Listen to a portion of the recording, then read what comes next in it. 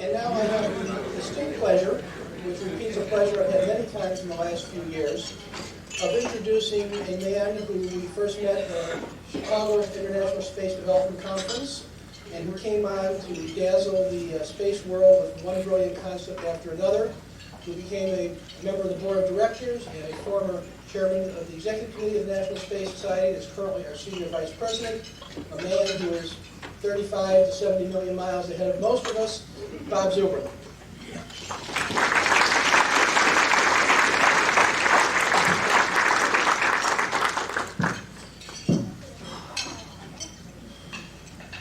Okay. I've talked at a number of NSS conferences, and most of my talks generally have been about how we can open Mars to humanity, or attempt interstellar propulsion, or some other important step along the journey into space. What I'm going to talk about today, though, bears more on why. Okay, and my views on why. There'll be a certain element of how, but on more of a philosophical and technical level in this talk.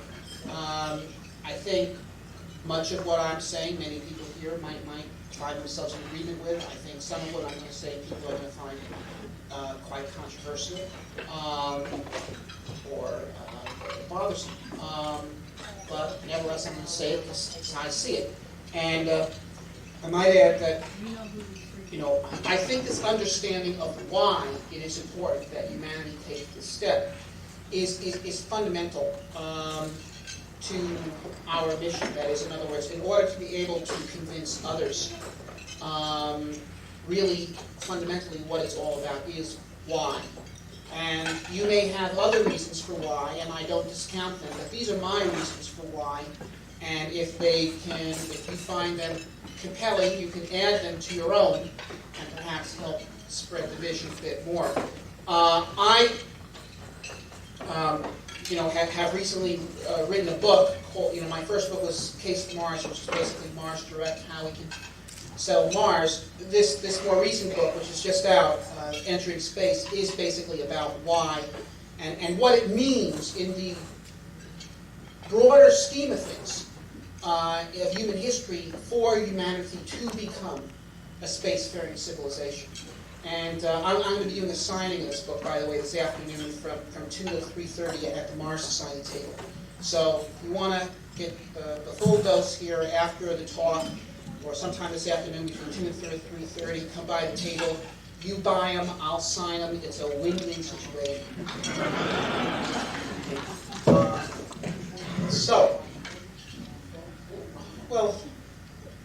Anyway, who are we? Okay, well, we're humanity, we're Homo sapiens. Where do we begin? Okay, well, there have been different species of humans over time, but the species that we're a member of, that every person alive on this planet is a member of, the Homo sapiens, whether Norwegians or Australian Aborigines, every person, we originated in East Africa around 200,000 years ago in the East African Rift Valley. And for the next 150,000 years, by and large, although there's exceptions in anthropology and historical anthropology, paleontology, there's exceptions and, of course, questions, but the bulk of the evidence indicates that for the most part, for the next 150,000 years, that is for the 3/4 of our history, we stayed in East Africa. There is some evidence for evanescent presence of humans, of Homo sapiens humans, in the Middle East and as far south as South Africa during this period. But they didn't stay. They didn't last. By and large, we stayed in East Africa. So that's point one. Humans are not native to the Earth. Okay? Humans are native to East Africa. Okay? That's why we have these long, thin arms with no fur. Okay? We are naturally adapted to the tropics. We are tropical animals. Okay?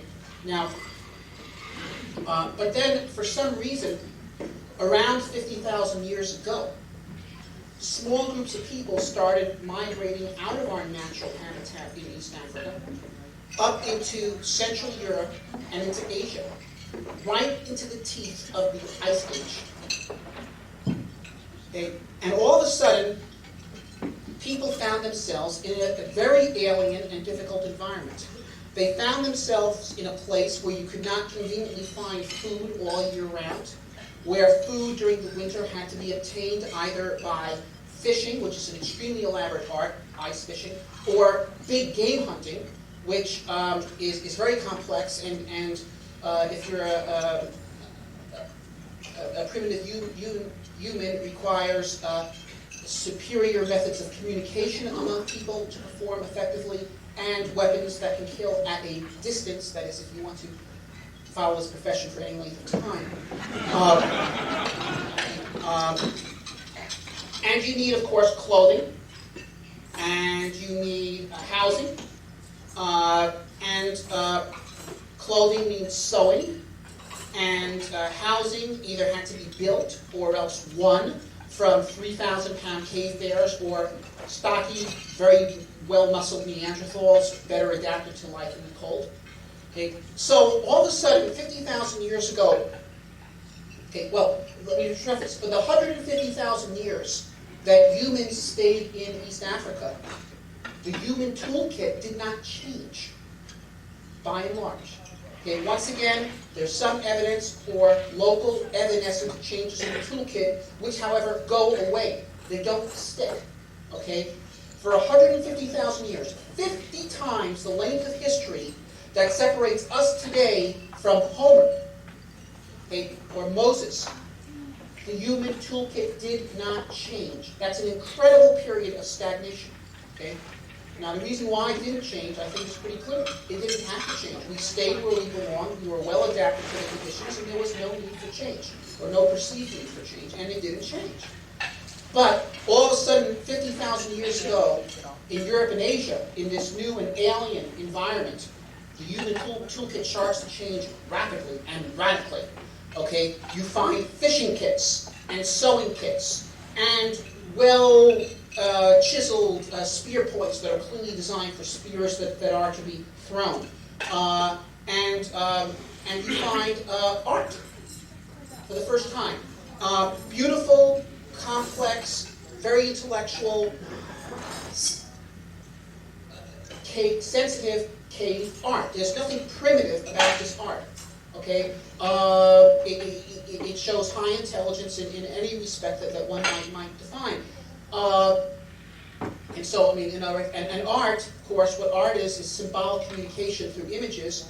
And to many people, okay, once again, anthropologists are always divided in their opinions, but for quite a substantial body of opinion in this area, the advent of art probably coincides with the advent of language in the sense that we understand it today and which all humans on the planet practice it.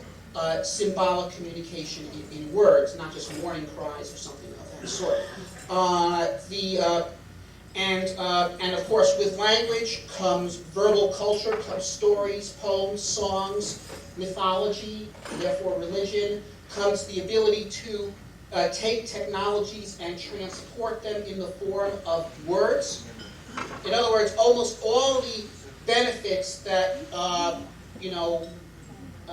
later cultures ascribe to Prometheus or someone in giving us in the form of written language, the ability to write down ideas, are foreshadowed by the development of verbal ideas, of spoken speech.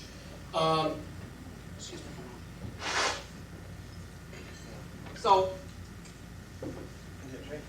you get this radical transformation. Up in the cold, in the new and alien environment, humanity transforms itself from Homo sapiens, the smartest critter in East Africa, to Homo technologicus, man the inventor, the creature that is able to adapt itself to any number of new and alien environments in all sorts of ways through invention.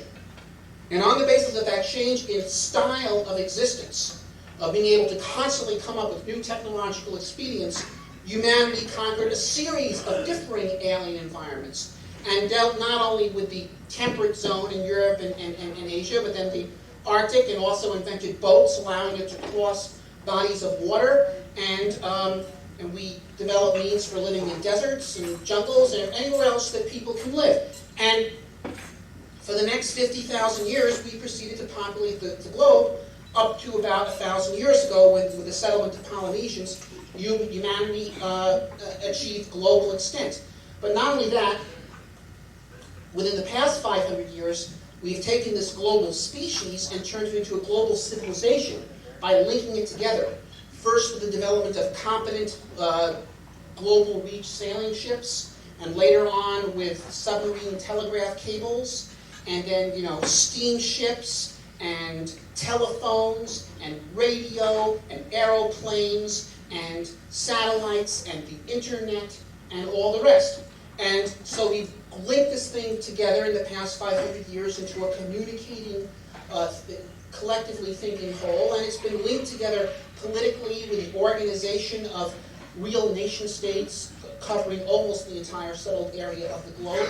And these nation states are linked together by various treaties and alliances and pacts, the United Nations and tariff agreements and so forth and so on. And then not only that, but in the 1990s, what you have is the triumph on a global scale of a single set of one of these alliances, namely the Western Alliance, has become sort of the de facto global government. Not, completely effective and efficient in every instance, but more or less creating a single force that dominates the globe with a common set of values and ideas of what should happen. Okay, and these developments have not gone unobserved, and they're quite profound. And so much so that around 1990, a book was written, which was a bestseller, despite the fact that it is unreadable. Okay, this book is really boring. Okay, it's unreadable. It's very poorly written, but it was a bestseller. Okay, entitled "The End of History." Okay, where a philosophy professor wrote a book where he looked at all this stuff. And, we've conquered the globe, and we've mastered all that challenges, and we've unified the world. And not only have we unified the world, but we've unified it under the best possible political system that could possibly exist. Western capitalism, the status quo. And therefore, having accomplished this, history has ended. Okay? There is fundamentally nothing more important to do. Okay? We've done it all. Okay? And a few years after this, another person, a much better writer, James Horgan, who writes for Scientific American, wrote a book which was therefore much more readable but equally incorrect, called The End of Science, where he said, well, look, we've discovered the laws of science. We know the law of gravity and electricity and magnetism, and we know the laws of genetics and of geological layering and plate tectonics, and so forth. And yeah, there might be a bird somewhere in Indochina which has got a different color plumage that we haven't encountered yet. So that might be waiting out there to be discovered. But fundamentally, we know science. So there is nothing left to discover. And so I'm sorry if you're interested in doing science, but it's been done. Okay. And you were too late. Do something else.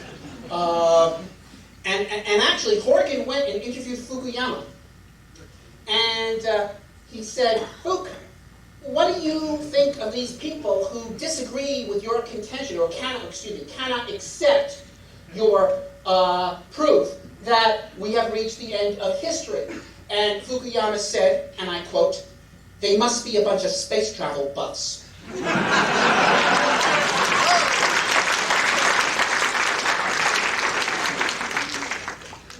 And they are. Now, look, Fukuyama's observation is not without content. Something very important and big has happened here, okay, with the unification of the world and all the rest of this stuff.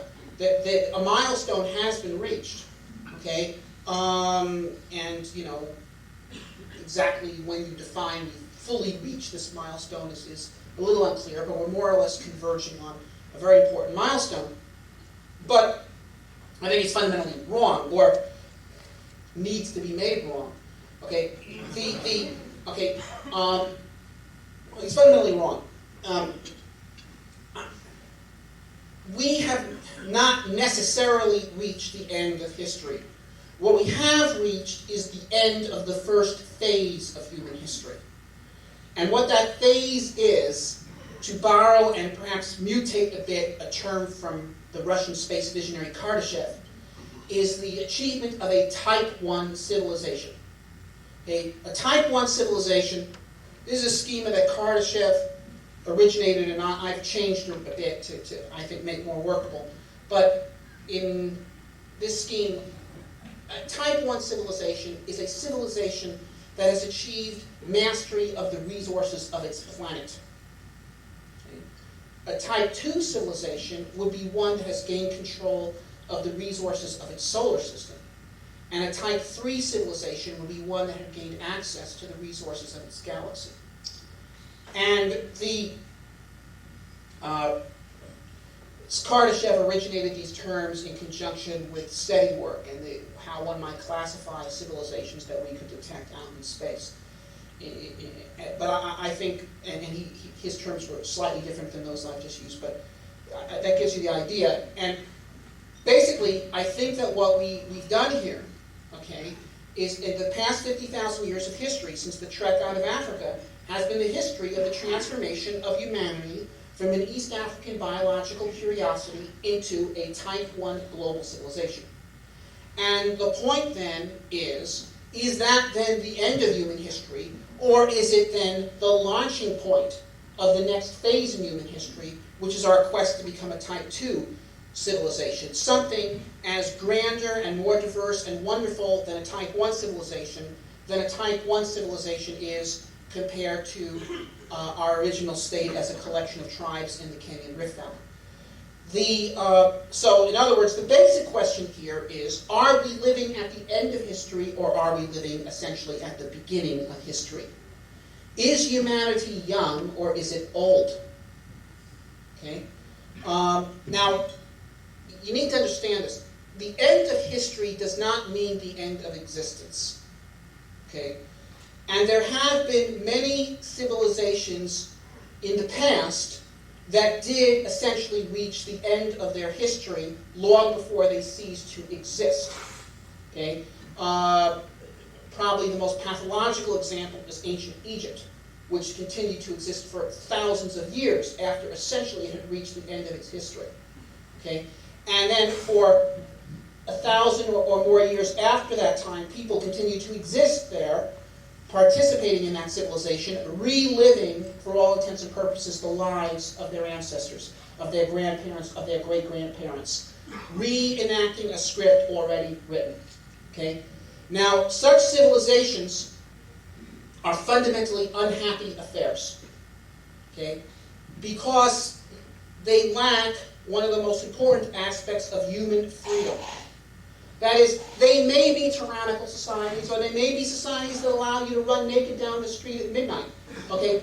But they lack a fundamental aspect of human freedom, which is the freedom of people, or of a people, to be the makers of their world and not just the inhabitants of it.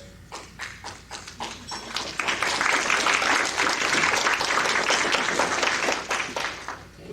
The freedom of each succeeding generation to remake the world, at least to some degree, in accord to their own ideas. If you have that, fundamentally, you don't really have freedom. Fundamentally, you are doomed to replay the script.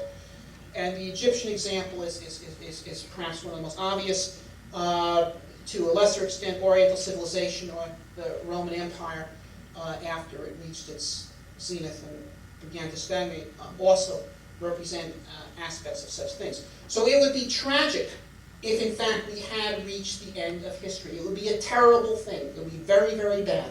Okay?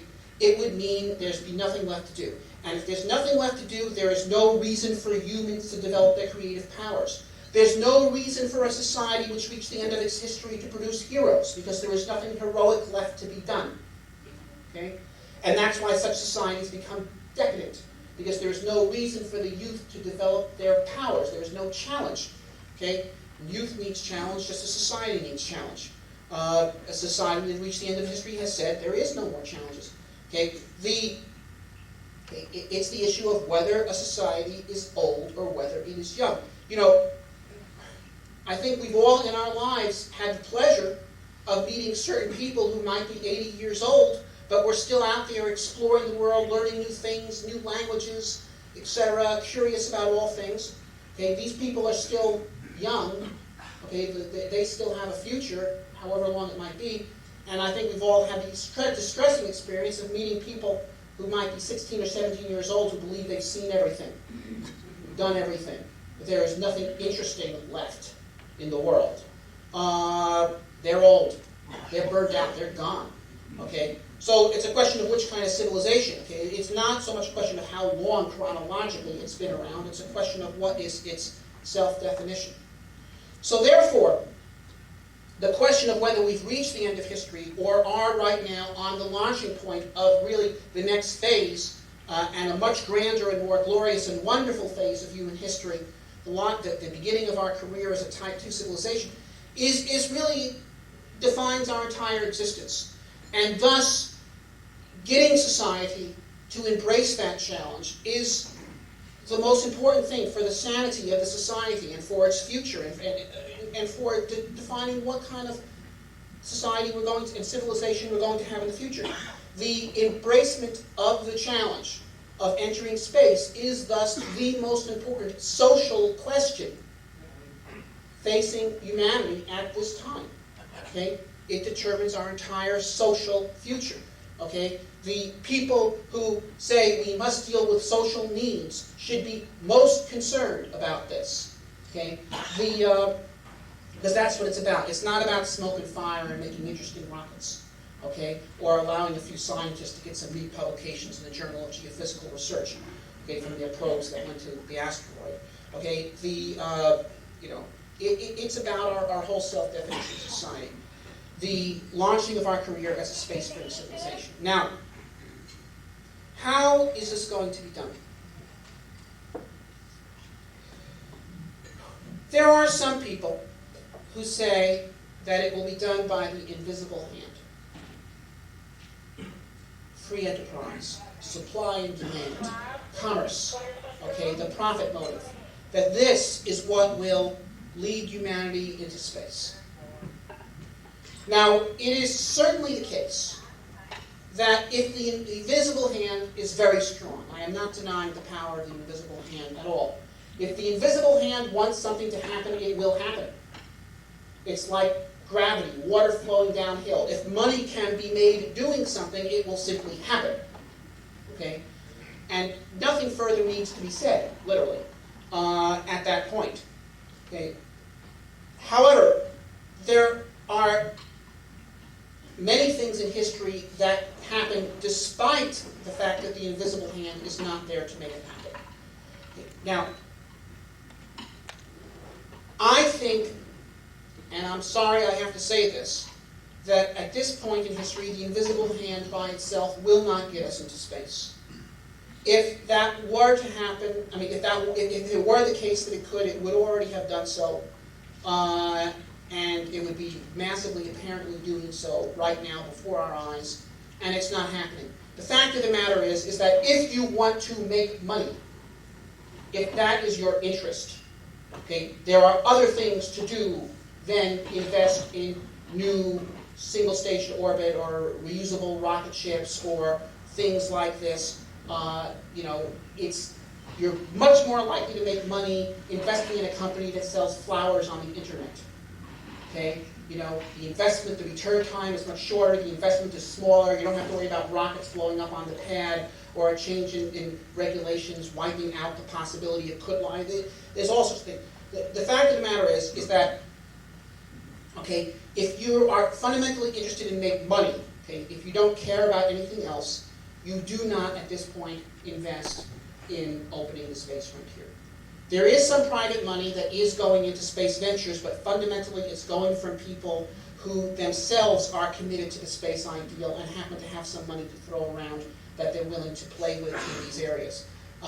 So in fact, the reason why that money is going to space is not for profit, it's going for love. Okay? That's why, Bigelow is spending some money on space, or Walt Anderson spends money on space, or people like this, okay, who have some money that they've made in other businesses, and they want to get humanity to space, and they're willing to throw a little money that way. But capital flows don't go that way, because the real bean counters say, hey, there's better ways to make money. So, if that's the case, if the invisible hand is not going to do it, what has to do it? What has to do it is the decision to do it. Throughout human history, innumerable grand enterprises have been launched for reasons other than the profit motive. The Pilgrims did not go to New England to make money. The Mormons did not go to Utah to make money. Okay? There's all sorts of grand enterprises, including grand enterprises of colonization in new and unknown continents, that were done for reasons other than to make money. Now, it is true that once such people become established in their new land, okay, that sufficient means must be found for them to survive there, including survive economically. But the reason why they do it is not to make money, and there's a big difference, okay? Because if you want to get capital flows going your way, it's not merely a question of can you break even, it's a question of can you make more money doing this than any other way you could possibly make money. Okay? Okay. So, therefore, the thing that's going to drive us into space, in my view, is the spreading of the space ideal itself. Okay? That is, and the embracement of that ideal by organizations and entities that are capable of adopting what I call transcendent goals, which are basically goals other than the profit motive. In human history, there have been many such organizations. The most obvious example in today's world is the nation state. There have been religious societies in the past that have been quite potent and have been able to launch on such endeavors. And one could also imagine, and certainly in today's world, private organizations committed to transcendent goals, okay, such as the National Space Society or the Mars Society or things of this sort. So it can be done by governments who are committed to transcendent goals associated with the nation state and patriotism, so forth. Or it can be done by private organizations, whether religious or secular in nature, who nevertheless adopt such a transcendent goal. Now, the world today is rich. It's richer than it's ever been. There's tons of money around. Okay, there's floods of money around. There are more millionaires, okay, in the United States today than the population of America at the time of the American Revolution. Okay, and the United States government budget, as you know, is running a surplus.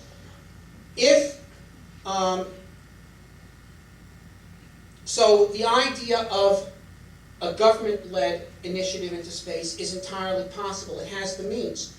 If the United States government wished to do so, it has the means at its disposal to put humans on Mars within 10 years at a very tiny effort relative to its overall financial budget. And I also think that there is sufficient public support in an inchoate sense among the public to allow such a program to occur. Unfortunately, that public support, in the sense of a general sentiment in favor of opening the space frontier, which, by the way, is why the American people tolerate the space program. Okay, that is, they believe that that we are going to open the space frontier, and that NASA is the means by which this will occur, and that's why they are willing to let it be funded. But but unfortunately, they are not at this point well organized. Okay. Quote the Bible, the harvest is plentiful, but the gatherers are few. Okay? If we go out, if the National Space Society was to go out, if the Mars Society was to go out, and effectively organize this inchoate public sentiment in favor of a Humans to Mars program or similar ventures, there would be the political strength to make that happen. On the other hand, okay, the money does exist in private hands to make it happen. Not to make money, okay, because there are better ways to make money, but simply because the people who have that money want to make it happen. Okay, 100 million hits on the Pathfinder website when it landed on Mars. Okay, at $100 each, you could have. That's $10 billion. You could have sent humans to Mars in the private world for that kind of money. Okay? Now, so once again, if that private sediment is organized, if it is rallied sufficiently, then one could envision actually putting together funds to do privately funded space exploration and settlement for that matter. Okay? Because the money is out there in private pockets to do this at very small financial sacrifice to the very large numbers of individuals involved. But once again, that involves pulling together a pole of credibility strong enough to rally those funds and make ventures happen. The Mars Society is attempting to address this by doing a series of private ventures, starting with our Mars Arctic Research Station, kind of the Jacques Cousteau approach, with each venture more ambitious than the next, and each one establishing the credibility to raise a larger amount of money for the next. We'll see how that goes. Right now it's going well. But either way, whether publicly or privately, it's a question of doing it for love, doing it for hope, doing it for ultimately what it means for humanity. That's what's going to get us into space and the understanding of that. Now, I should talk a bit about objectives. I think it's no secret that I'm a Mars advocate, and I'll just tell you very quickly why. The reason why I'm a Mars advocate is because Mars is the planet that has all the resources required to create a new branch of human civilization. Okay? And it has that to an extent which is absolutely not matched by other destinations within our immediate target range. Mars has got water. There's enough water on Mars that if you could smooth the planet out, which of course would be quite a trick because it has extreme topography, but if you could smooth Mars out and melt the water out of the permafrost, you'd have enough water to put Mars under an ocean 200 meters deep. Now how does that compare to the Moon? Okay? The Moon, if we assume that the lunar prospector results are, the optimistic results are true, that there are these patches of permafrost up in the polar regions, if those results were supported, there'd be enough water on the Moon to put the planet under 3 microns of water. Okay. Now, Mars, so it's very wet compared to the Moon. It is in fact dry compared to the Earth. Okay, if the Earth was smoothed over, we'd be under 2,000 meters of water. Because the Earth is an ocean world. We don't generally recognize that because we live on these anomalous locations that are above sea level. Okay, these little islands that occur here and there. But in fact, the world Earth is basically an ocean world. And if it was smoothed out, the whole place would be under 2,000 meters of water. But if you got rid of the Earth's saltwater oceans, and just look at the freshwater inventory that is on the continents, Mars and Earth have comparable amounts of water. So there's not only enough water on Mars to support a Mars base, there's enough water on Mars to support a global biosphere. In addition, Mars has got carbon. Carbon dioxide is the majority constituent of the atmosphere, and there's carbonates in the soil. We know that for a fact. We've got them from Allen Hills. There's nitrogen. It's the minority constituent of the Mars atmosphere, and there's an excellent chance it's nitrates in the soil. Okay? So carbon, nitrogen, oxygen, hydrogen, the 4 fundamental elements of life are abundant on Mars. They are extremely rare, with the exception of oxygen, of course, on the Moon. Sulfur is present on the Moon, a bit rare. It's quite plentiful on Mars. Phosphorus, calcium, other important elements of life, plentiful on Mars. And Mars has had complex geological history involving water action and volcanism that are required to create mineral ore, where you take geochemically rare elements like copper. You know, copper is actually very, very rare, cosmically speaking. It's a very rare thing, copper is. However, it happens to be the case that there are geological processes that concentrate copper naturally into extremely good concentrations, so much so that pieces of copper nuggets could be found readily by primitive peoples and used for making copper knives. Even American Indians did this, and ancient Egyptians, okay, and things of this sort, and copper sulfate ore. And so that even the earliest technologies on Earth involved the use of copper, because we have this complex geology that's concentrated us for us. On Mars, you've also had that kind of complex geology. On the Moon, you haven't. Okay? Mars has got geothermal energy. The Moon doesn't. Okay? And if you go down the list, I mean, Mars has got a 24-hour day, which is what you need to grow plants in natural sunlight. The Moon doesn't. Okay? So Mars is a world. The moon's a rock. The asteroids are small rocks.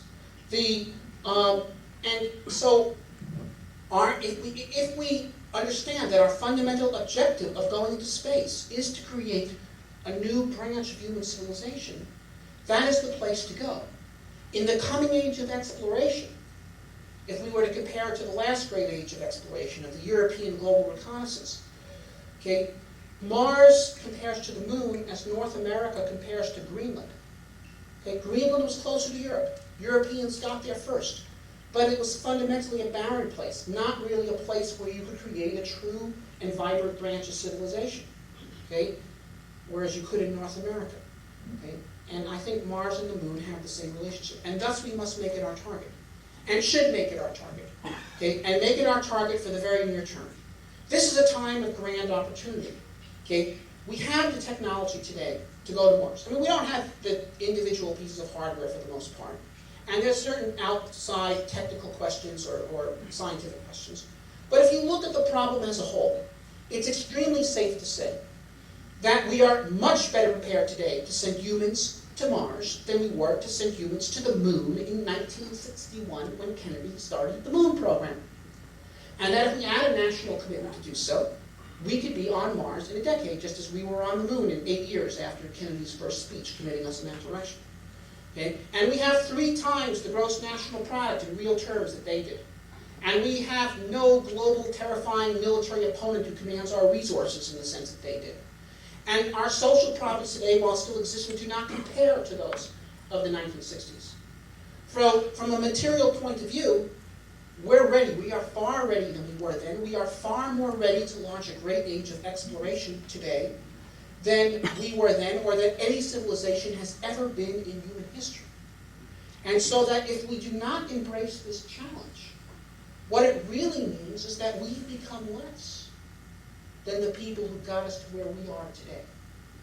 That we are people who are living at the end of history. Okay? That we are people who have given up on doing new things and producing new heroes. And I would suggest that that is something that we can absolutely not afford.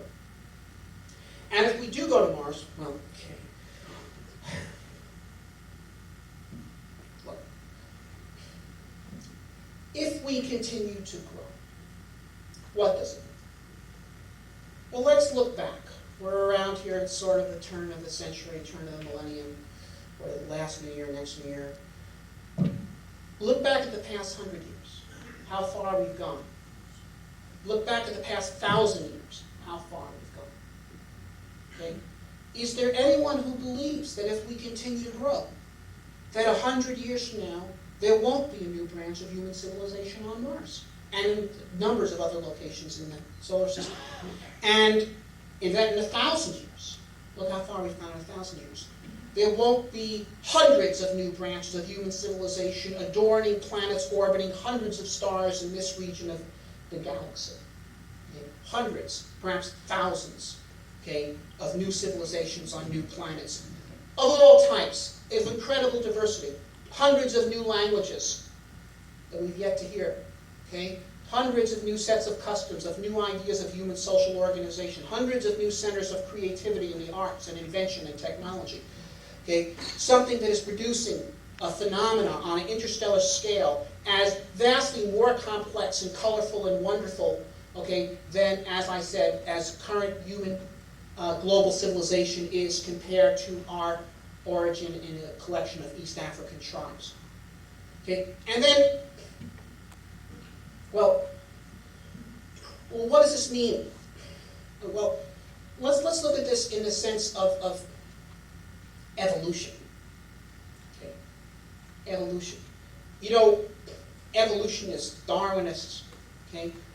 You know, they say, well, you know, the driving force in evolution is survival of the fittest and so forth, and or things along those lines. And it's certainly the case that to evolve, a species must certainly survive. And, you know, that's part of the game. But is that really the driving force in evolution? Is survival really in other words, survival is a requirement, just like economic survival is a requirement for settlement. But is it really the driver? Let's think about this. Think about our ancestors, not 50,000 years ago, but 400 million years ago. our ancestors were fish. Okay? Now, these fish are beautifully adapted to live in the water. But some of these fish started crawling out on land. Now, if you talk to, mundane evolutionists, they'll tell you, well, if a fish gets caught in a tidal pool and it can crawl to the next tidal pool before this pool gets dried up, it has a better chance of surviving, and thus you have evolved fish that can have a better chance of lasting a little bit longer on land, and lo and behold, after a bit of this, they just decided to stay. Well, maybe, but come on, get real. A fish belongs in the water, okay? I mean, I don't care how well it can crawl itself along the beach. The fish does a lot better in the water, okay? In the ocean, a fish is like a god. It sails through the water. It can move fast, effortlessly. It's invulnerable to bottom-dwelling creatures like crabs and other lowlife who can tear it apart while it's on the beach. The fish has no business being on that beach from a practical point of view. Okay? Practical fish stay in the water. But for some reason, some of these fish, for some crazy reason, decided to try to spend more time on land.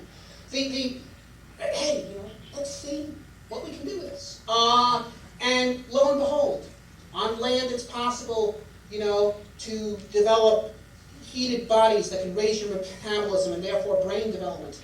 It's possible to develop far-seeing eyes and nimble hands and clever brains. On land, it's possible to build fires. On land, it's possible to see the stars.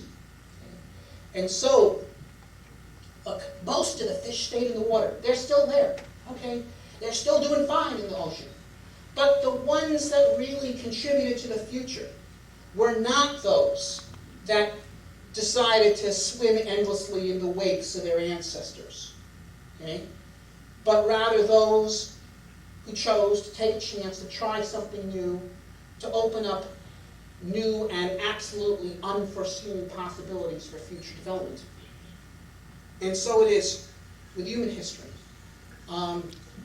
Is those that contribute the most to the future are not those that choose to swim forever in the wakes of their ancestors, but those who choose to open the future in new directions. And that's why we need to enter space. Thank you.